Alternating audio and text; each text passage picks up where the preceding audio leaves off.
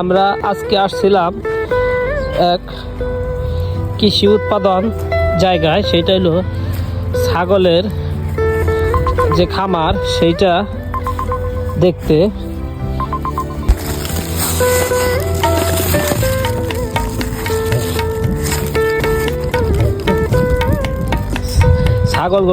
ছাগলগুলা যে মানে খামারের বাইরেও পালন করা যায় সেটা দেখাচ্ছে। যে ছাগলগুলো সব ছেড়ে দিয়েছে, এই যে মাঠে ঘাটে ঘাস খাচ্ছে, মানে এটা খরচ কমানোর জন্য সেইটা।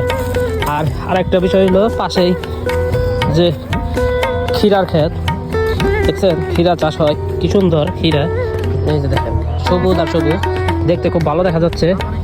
সেইটা হলো ক্ষীরার ফুল আসছে, এগুলো হয়তো রমজান আস্তে আস্তে সামনে, এটা রমজানে পেয়ে যাবেন সবাই।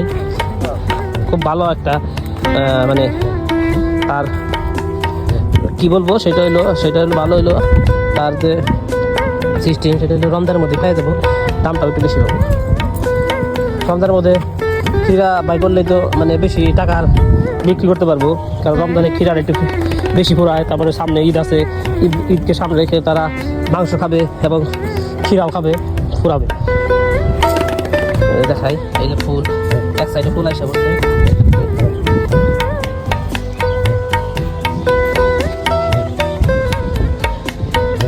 জিনিস হলো সেগুলো এই যে শশা দেখা গেছে, শশা দেখেন, শশা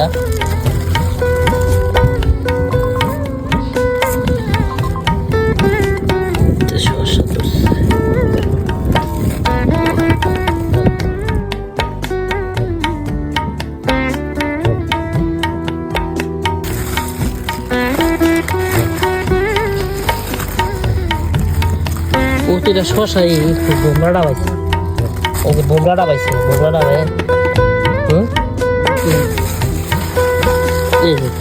প্রতিটা শশাই বোমরাটা পাইছে।